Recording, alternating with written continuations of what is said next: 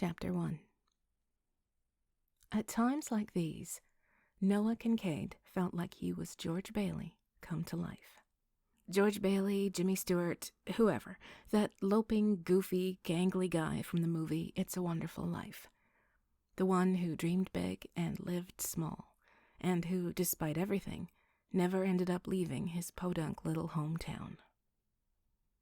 Standing on the sun deck of his grandfather's cabin, looking down over the sloping, rock-strewn hillside and across the glistening waters of Cedar Lake to the town beyond that bore its name, Noah felt that familiar rock in his gut. That solid 10-pound hunk of granite, more like, hewn from the jagged outcroppings of rock that some ice-age glacier had pulverized eons ago to form this pristine lake, and the idyllic little resort town beyond. Except it wasn't quite so idyllic. Not to Noah. To him, it felt like George's little town of Bedford Falls, beckoning, calling, luring him back into a life he didn't want. A life that was nowhere near wonderful. Well, okay, maybe that wasn't fair.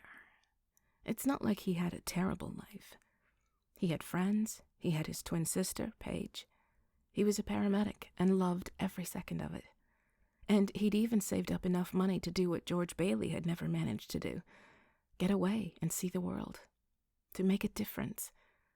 Only 8 more weeks and he was off to Central America, volunteering with World Medic to help set up medical clinics in an earthquake-stricken region of Panama. His life was great, as a matter of fact. He was finally getting everything he'd always wanted for more years than he cared to remember. And yet, he braced his arms on the weathered cedar rail that surrounded the old cottage, noting that it could do with another coat of stain. He frowned, chipping off a small chunk of sodden wood with his thumbnail. Wet rot, he thought grimly. The whole railing should be replaced, this time with weather-treated lumber. It probably wouldn't take more than a weekend, and if he could get the guys from the station to help...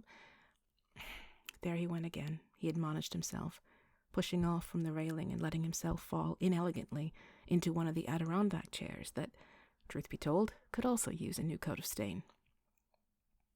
No matter how often he tried to turn his mind to his upcoming trip, there was always something around this place that threatened to pull him back in and keep him grounded, keep him chained to the rocky ground of Cedar Lake, population 20,000 or so in the summer, 13,489 the rest of the year. Forever. He sighed and closed his eyes, enjoying the crispness in the air of this early June afternoon in spite of himself. This town wasn't a bad place. Far from it. When he'd been injured on the job in the city last year, home had been the only place he'd even considered going. Given the choice between some snore of an administrative job or going back on the road with Cedar Lake EMS, surrounded by people he had known his whole life, well, it had been the easiest choice he'd ever made. And he didn't regret it, even nearly a year later. It had been a good year, practically a vacation compared to the stress and violence of working ambulance in the city. But he could already feel the inevitable pull, that quiet, insistent lure of settling down here, that insidious little whisper that seemed to tug at him whenever he tried to imagine the life he always wanted. You're 30 years old now, kiddo. The very buildings seemed to taunt him as he drove his rig down the quiet midnight streets. Time to grow up. Time to settle down. Stop daydreaming and just be happy with what you've got. After all, you already have what most people spend their whole lives trying to find. Ain't it a wonderful friggin' life? He sat forward in the chair and propped his elbows on his knees. His head fell into his hands as that hunk of granite in his stomach all but knocked the wind out of him. 30. Good God, how was that even possible? Yesterday he had been 17. 17 and immortal. A new EMT with dreams of seeing the world, saving lives and rebuilding ruined ones. Brash and full of himself, not hard on the eyes if he did say so himself, a hit with the ladies, but never once tempted to settle down or sell out. Tall, fair-haired, possessed of a cheeky smile and an easy laugh, athletic and confident and on top of his little world. God, if someone had told that 17-year-old that at 30 he'd still be in the same little town, still working ambulance, still dreaming about bigger and better things. Well, he wasn't 30 yet, damn it. Not for 12 more hours, anyway. Hey, lazy bones. A familiar female voice made him glance up. His twin sister Paige was standing in the open sliding glass doorway, her eyebrows raised in almost comical annoyance. This party is for you too, you know. Can I get a little help? He stood up and ambled towards her, flashing her a winning grin, even though he knew he had no hope of placating her. She was probably the only woman he'd ever met who was completely immune to his charm. Maybe it was because she'd won the same genetic lottery that he had and was just as physically appealing as he was in her own softer, feminine way. Or maybe it was because, having grown up as his twin, she just knew him too damn well. She had seen his every move and learned his every trick, and absolutely nothing worked on her now. She blew an errant strand of her loose blonde curls out of her face and rubbed at her cheek with the back of her hand before planting her hands on her hips and glaring at him. What? He protested, all innocence. Can't I take a break on a beautiful day? You have to actually do work in order to take a break from it, she said, reaching for a broom and shoving it towards him. At least sweep out the dead leaves from inside the doorway here, okay? Your wish is my command, sister dearest, he said with Shakespearean flair. You have only but to ask. She arched her eyebrows at him again. Right, if only that were true. She turned and headed towards the kitchen. And don't do a half-assed job. When do I ever do a half-assed job? He called out in protest to her retreating back. Besides, I clean stuff all day long, you know. He began to sweep at the pale brown husks of what had once been leaves as they crunched and crumbled to powder beneath the bristles of the broom. I clean and disinfect the ambulance, I clean my gear, I launder the linens, Noah, I must have asked you 100 times to clean up this place for our party. I've been too busy at the bookstore, you know that. But did you get your ass up here and do as I asked? No, of course not. Her voice sailed through the air, seemingly happy enough with the sound of itself that she didn't require an answer from him. You're such a guy sometimes, I swear. Well, damn, he mumbled good-naturedly, stabbing at a desiccated leaf. No wonder you aren't married yet. Okay, that was wrong. He knew it even before she turned around and glared at him, her eyes two narrowed points of fury. But a smile gradually tugged at her lips, and he knew he wasn't going to die today after all. Well, not yet, at least. No wonder you're not married yet, she said pointedly, and probably never will be with a mouth like that. Amen to that. She rolled her eyes, literally rolled her eyes like a petulant teenager, and turned away. She continued through the lounge area of the cabin towards the kitchen, fluffing pillows and scooping up newspapers as she went. This cabin had been built with an open-concept layout about 50 years before the term even existed, a testament to their grandfather Ben Kincaid's vision. He hadn't liked the small, stuffy rooms of the Victorian-era homes he'd grown up in. He'd liked open spaces and an easy flow between functional areas of the living space. He'd only made 2 concessions to privacy. The bathroom had a locking door, and the 3 bedrooms were walled off from each other, each with their own door. But everything else in the cabin was open and spacious, filled with light from the large windows that overlooked the sun deck and the town further beyond the lake.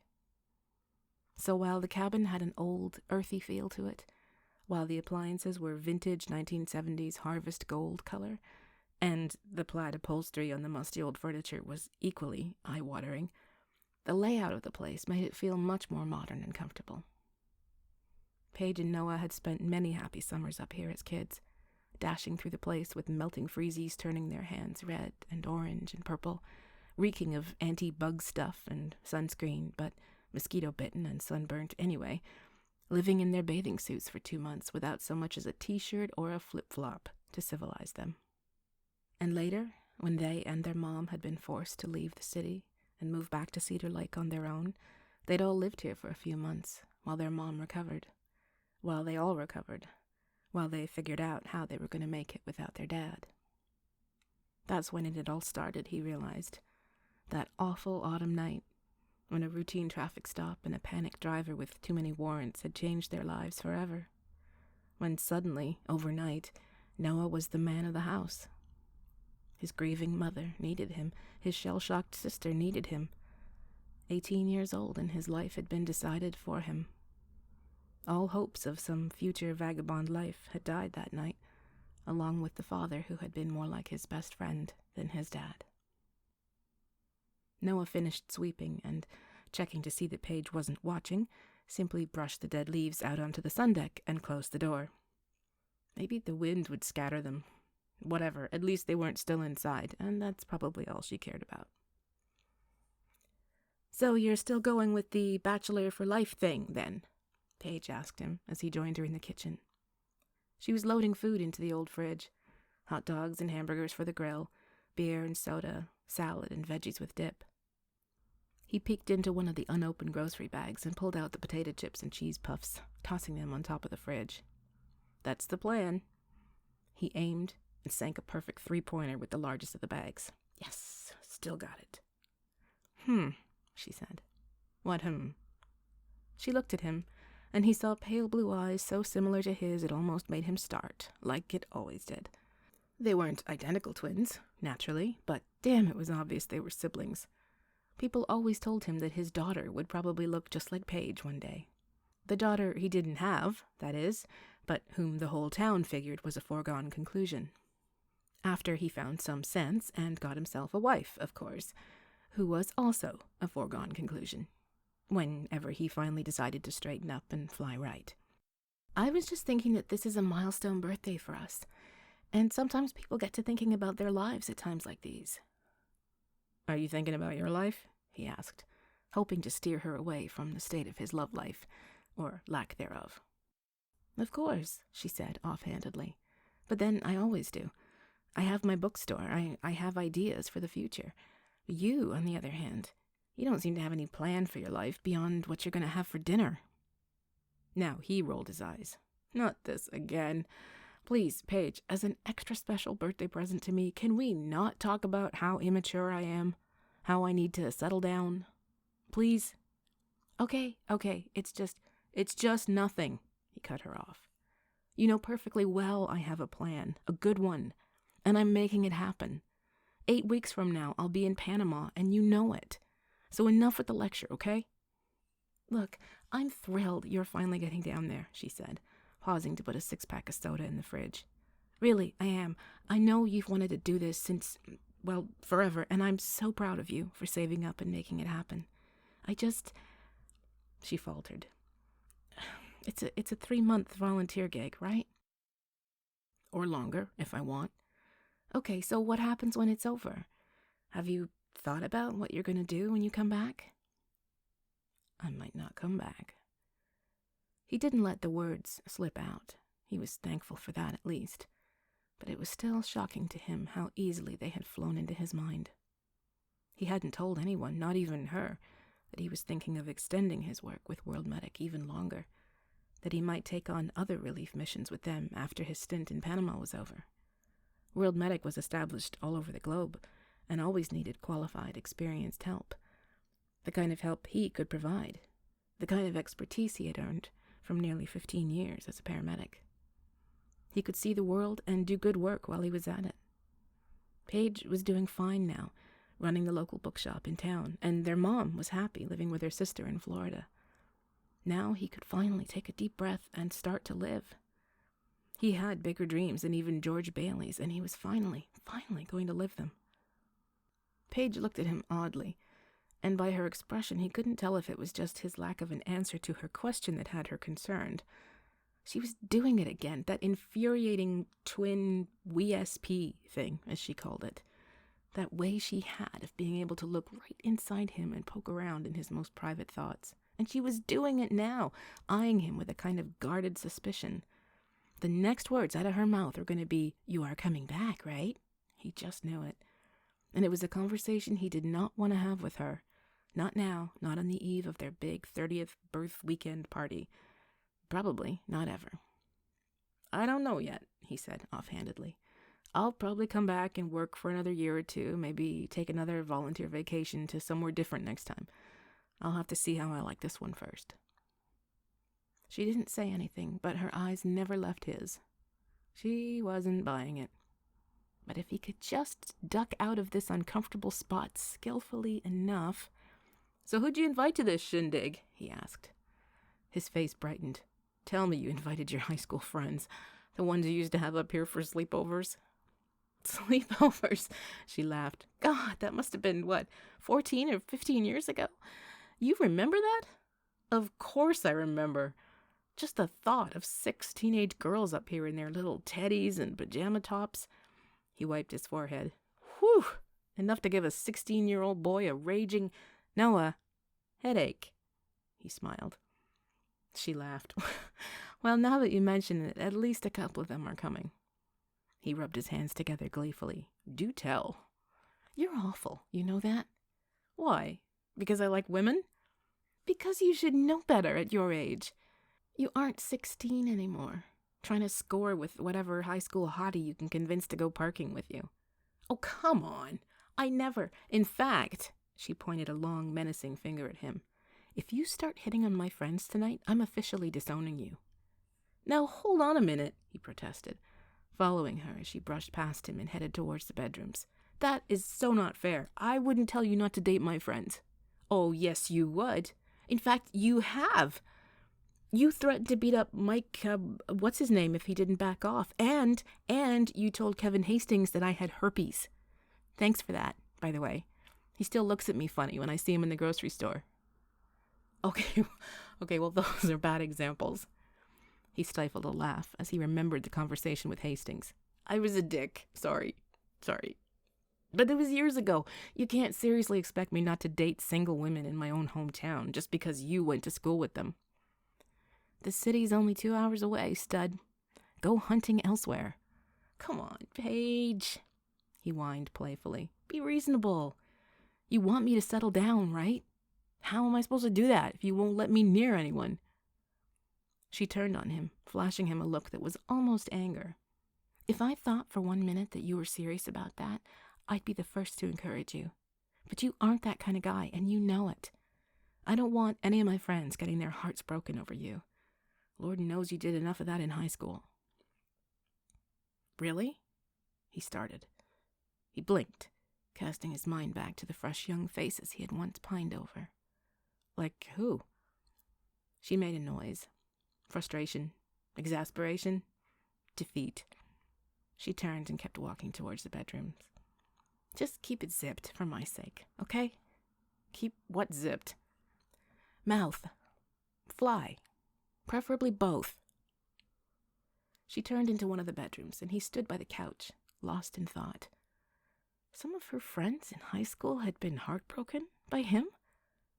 He searched his memory, trying to recall the girls he had dated. He didn't remember any of them being particularly close to Paige. In fact, Paige's closest friends had been brainy types, serious girls that looked down their noses at him, thought him too goofy and immature. Girls like Katie Malone.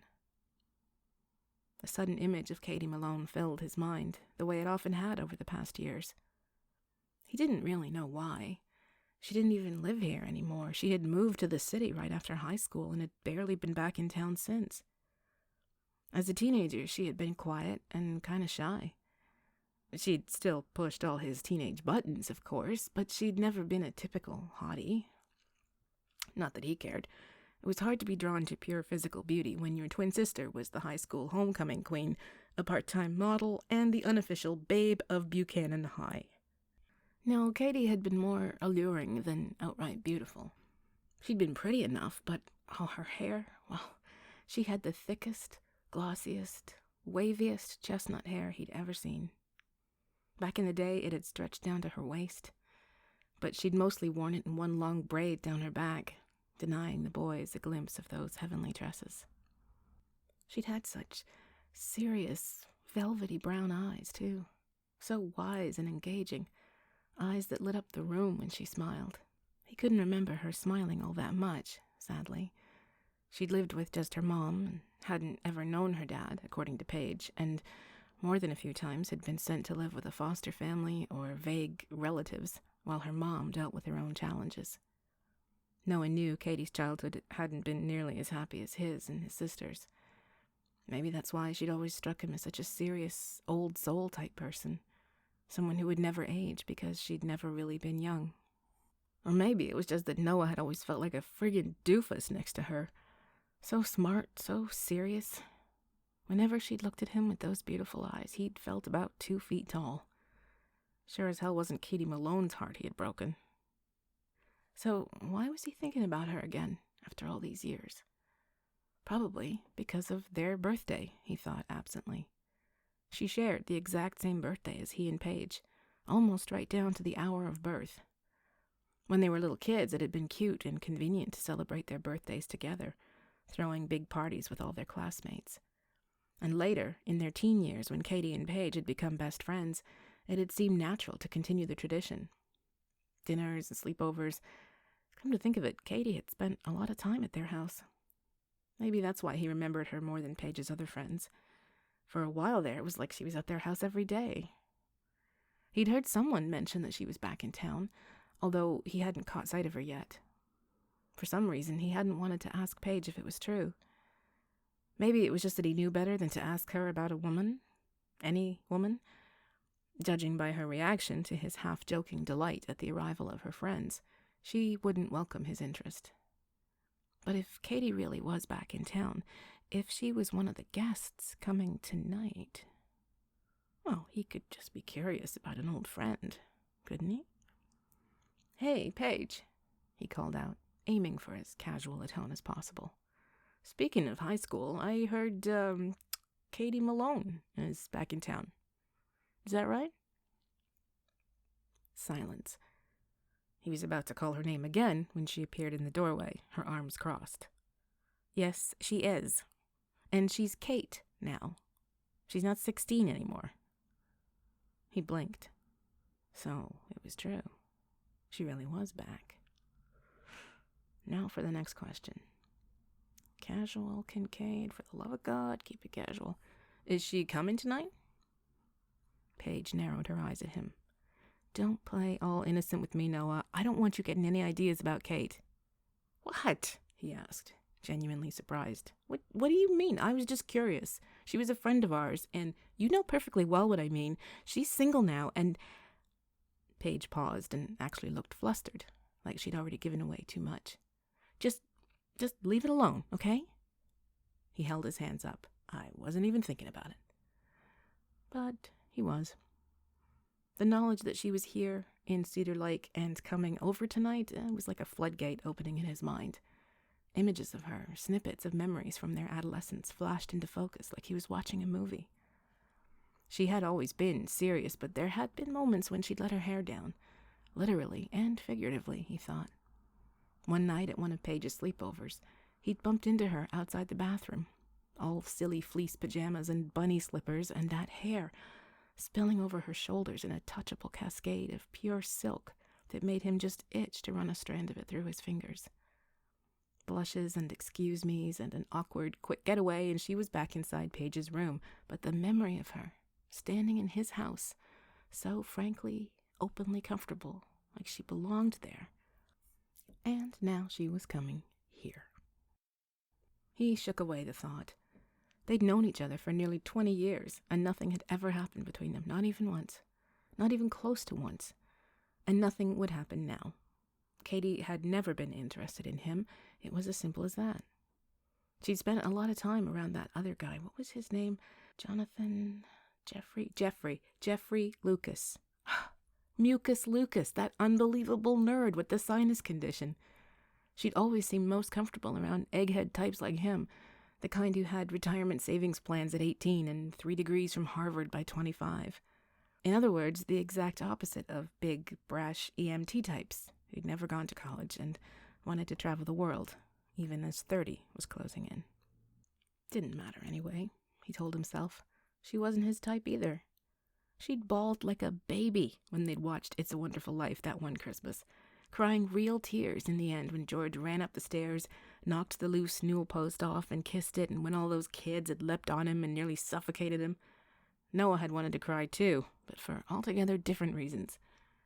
Poor George, sucked back into domestic hell and convinced that it was what he had wanted after all, not the adventurous life that had been stolen from him by his family and his town and by God himself. George had sacrificed everything for everyone else his whole life, when all he'd ever wanted was to see the world. In the end, he just wound up like everyone else in that one stoplight town, working at his father's savings and loan, saddled with a wife and a bunch of kids, and a ramshackle old heap of a house. Katie had friggin' loved that movie, and that was all that had to be said about that. Besides, he wasn't hanging around anyway. 8 more weeks and he was free. He couldn't care less what Katie Malone was doing back here or why she was single now or anything. He had better things to think about, like Panama. Gorgeous weather, gorgeous scenery, gorgeous women, a chance to do some real good, to work hard and help bring health and prosperity to another corner of the world. Anyone could get married and have kids. Everyone did, as a matter of fact, like rabbits, reproducing on cue without a thought in the world. That was not going to be him. Paige was watching him, and he squirmed under the laser precision of her gaze. She moistened her lips and spoke carefully. Well, I'm glad you're not thinking about it, because, trust me, Kate is not in a place right now to benefit from anything you have to offer. He raised his own eyebrows at her imperiously. Is that so? Trust me. Paige faltered, hesitating. She wanted to tell him something, clearly, but was fighting herself. She's not looking for... Hey, it's cool, he said, holding up his hands. Like I said, not interested. I was just curious. Well, just make sure you stay not interested, Paige warned. She deserves better than you. Damn, she could stick the knife in but good when she wanted to. She didn't even know she'd done it, he could tell by her face, but it had still felt like a blade slicing right in, a feeling he was all too familiar with. She deserves better than you. He wasn't a player, for God's sake. He didn't have a different woman every week. He hadn't even had a girlfriend since he'd moved back here. He'd only been on 3 dates. They had all ended with a chaste goodnight kiss and no interest on either side. Thanks, sis. I love you too, he managed. You know what I mean, Noah. She softened, obviously having caught the flash of hurt on his face. Look, I'm sorry, but you know what you're like. And you're leaving anyway. It's better that you don't get involved, right? Right, he nodded. You don't have to worry about me and Katie. Kate, whatever. Great, Paige smiled. Then, with a bright sigh that pretty much announced, let's change the subject, she gestured towards the bedroom behind her. Can I get your help with the bunk bed real quick? I just want to do a quick tidy of my old room. Her room, he snorted inwardly. Her room, right? Ownership of this room had been an ongoing battle between them throughout their childhood. It was the coziest room in the whole place, both the warmest in winter and the coolest in summer, with the best morning light, and, of course, the most comfortable bed. Well, the bottom bunk, at least. The top bunk was a medieval torture device, but the bottom mattress was one of the most comfortable he'd ever slept on, which is why he had fought her tooth and nail for possession of her room for most of their adolescence. Funny that you still call it your room, he mused, following her in. Don't start, she said. I thought we settled this years ago. Not hardly. You painted it pink one summer and declared it yours. And then you put up Goo Goo Dolls posters and locked me out with a chair against the door handle. He laughed, remembering. That's right. Whatever happened to those posters? I burnt them all next summer, when I reclaimed possession of my room. He was glad to banter with her again, glad to settle back into their familiar sniping and griping. It was comfortable, and it was tinged with affection. I just need your muscles to help move this bed out from the wall, she said, surveying the small room once they were both inside. Light streamed in and warmed the wood floors with a soft orange glow. I haven't slept under there in ages. I bet there's dust bunnies the size of Chryslers under there. I don't think anyone will care, he said, scrunching up his face. I care, she said. Kate, someone is staying over and might want to bunk in here. Kate is staying over? Noah? Okay, never mind, he protested. This is me, not interested. Where do you want the bed? Just out from the wall. He grasped the hand-tooled cedar posts of the bunk bed and tested their stability. The frame was still solid, even after all these years, and it took more force than he thought to shift it away from the wall. At first it barely budged, and he felt a surge of embarrassment. He was a paramedic, after all. He lifted people on gurneys every day. He pulled people out of cars. He carried obese patients up and down staircases. He should be able to shift one lousy bunk bed. Paige stepped forward to help him, and he silently accepted the help, glad it was just his sister watching and not a real girl. How embarrassing would that be? With her help, the bed skittered across the wood floor with heavy, ponderous thunks until one end of it angled away sharply, and the other remained tucked in the corner. Paige was about to maneuver herself closer to the other end when the phone trilled from the living room. "I should get that," she said, slipping past him and out of the room. "Let the machine get it," he said, not relishing the idea of moving the bed the rest of the way by himself. "Somebody might be lost," she called. "Some people are coming in from out of town." So he stood there, rendered mute by a sneeze that threatened and finally exploded, teased out of him by the disturbed dust of 30 years. He was staring down at the floor, waiting to see if another sneeze would erupt from him, when he spotted it.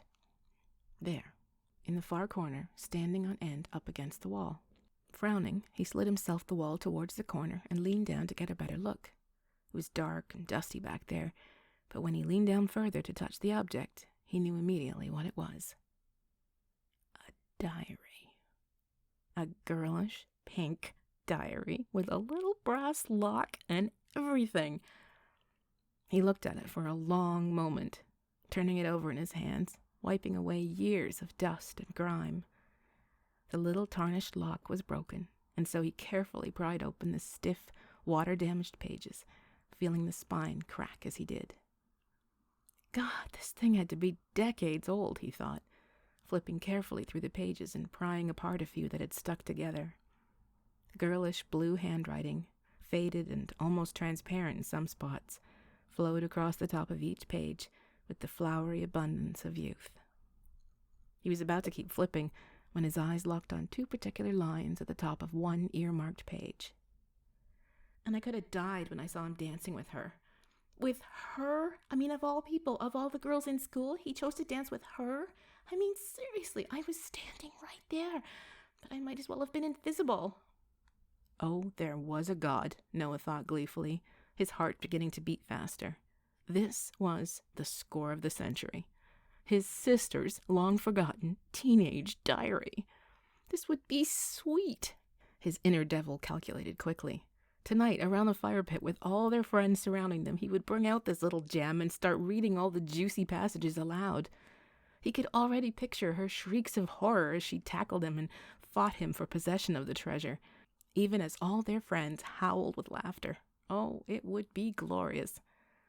He heard her coming back down the hall and quickly closed the diary. He slid it into the back of his jeans and let his shirt fall over it just as she came back in the room. "That was Lily and Carl," she said, almost breathlessly. "They're about half-hour out. Wanted to know if there was anything they could pick up. I didn't expect them quite so early. I guess we better..." What are you grinning at?" "Nothing," he said, schooling his features into as much innocence as he could muster. She narrowed her eyes at him. "I know you. What is it?" He held up his hands. "Nothing. Just remembering the battles over this room." The phone rang again, and she sighed. "Here we go," she said. "I guess the party's starting whether we're ready for it or not." "You want me to just leave the bed here?" he called out as she went back for the phone. "Yeah, just put it back. The dust bunnies get to live another day," she called and answered the phone with a cheerful hello. With a Herculean shove, he pushed the bunk bed back against the wall and checked to make sure the diary was still tucked safely in the back of his waistband. He peeked out into the hallway, and seeing Paige chatting brightly on the phone, he nipped across the hall into the cabin's other main-floor bedroom and quietly closed the door behind him. There had to be some juicy stuff he could embarrass her with, he thought. He wouldn't read anything really personal. He did love his sister, after all, but there had to be something he could use. Something to get back at her for her casual cruelty, her sisterly disdain for him, his choices, and pretty much everything about him. for thinking Katie Malone could do so much better than him, and telling him so. He sat on the small room's single bed and thumbed through the diary, charmed in spite of himself by the large, loopy, girlish script. This was like a time capsule, he thought, or a time machine, a glimpse of his sister before she grew up and opened her bookstore and became so damn judgmental about his love life. Maybe he'd be able to find some tidbits about her love life back then. He thumbed through the pages and read isolated entries. Trouble with teachers, anxiety about grades, arguments with their mom, typical teenage angst, none of which was particularly interesting. No, he was looking for the good stuff. Boys, crushes, desperate teenage passion and declarations of undying love. Then his eyes snagged on one page and he read, "I saw him in the hallway today and was so frazzled I dropped my books. Everyone laughed, but he just helped me pick them up and he called me a klutz, but in a nice way. I was so embarrassed. It's crazy. I know he would never be interested in me, but I just can't stop thinking about him. I dream about him." Oh, this is good, Noah thought with devilish delight. Wouldn't it be fantastic if this guy she had been gaga over was someone they still knew? Someone who would be here tonight? He kept reading. "I know Lily thinks it's because he's so good looking, and I'll admit that doesn't hurt, but he makes me laugh. He's so funny. But not in a mean way, not like other guys. He's sort of, I don't know, gentle." Noah snorted. Gentle. Girl code for complete pussy. "And he has a nice way about him. Like there's more to him than meets the eye. I really like talking to him. I see him all the time, but I can never get up the nerve to talk to him the way I really want. Lily says I should just jump his bones one day, just throw him up against the wall and kiss the life out of him. Not say anything, just kiss him, like he's never been kissed before in his whole life. And that's what I dream about doing. Or actually, that's what I dream about him doing to me. God, that would be so cool. If he just strode up to me, all fire and desire, and put his hands on me and pushed me up against that wall and kissed me without saying a word. Or just kissed me in some other totally unexpected way when we were just goofing around or something. Oh my God, I'd be so his." Noah let his head fall back, feeling a slight pang of guilt over invading his sister's privacy like this. Oh, to hell with it. This was just too damn good. He had to find out who this stud was, this Lothario who had turned her into a wanton nympho like that. No 16-year-old boy on the planet had moves like the ones she had wanted. No boy that age had the confidence or the skill to pull off a grope like that. But the fact that she thought this guy, whoever he was, had been capable of such sexual prowess, well, it was charming and actually kind of sweet. He could almost feel the tender, fledgling feelings of this young woman through the pages, this love-struck young girl feeling the first blush of puppy love. He'd always known Paige was romantic, but he'd had no idea she was this flowery about it, or that she had been so bowled over by someone in high school. I mean, who was this dude, anyway? It couldn't have been Callum Barnes, the local cop who had been so totally, absurdly in love with Paige in high school that the yearbook committee had voted him most likely to become Mrs. Paige Kincaid. She'd never returned his feelings, at least not that Noah could tell. He flipped ahead 2 pages. "Mom used to say she knew my dad was the one for her in high school, and I believe it. Sometimes you just know, and I just know, too. Maybe he'll look back at this in 50 years and laugh, having been married to him forever and the mother of his kids." Noah frowned slightly.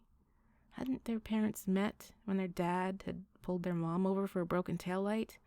It had been the stuff of family legend. She'd flirted with him to get out of a ticket and ended up marrying him a year later. Or maybe that's just what had led to their first date, he thought, casting back through his memory. They had gone to the same high school here in Cedar Lake, so maybe Mom had had her eye on him long before that conveniently broken light.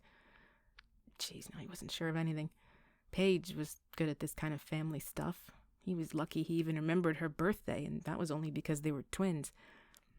He turned back to the page. But who am I kidding? Like he'd ever marry me. He doesn't even want to stick around this place.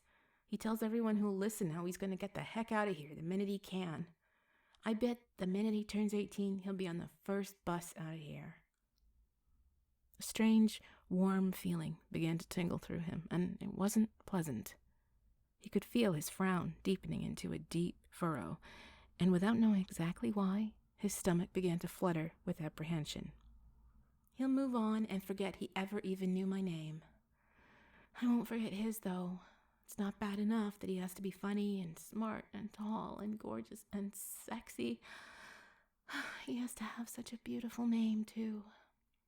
Noah James Kincaid. Noah froze. His heart pounded at the sight of his own name in that girlish, bright blue script, penmanship that suddenly looked completely unfamiliar and so unlike Paige's. He flipped to the front of the diary with trembling hands, his heart starting to beat faster. He thumbed to the first page and stared at the words. Diary of Katie Mae Malone. Private and confidential. Keep.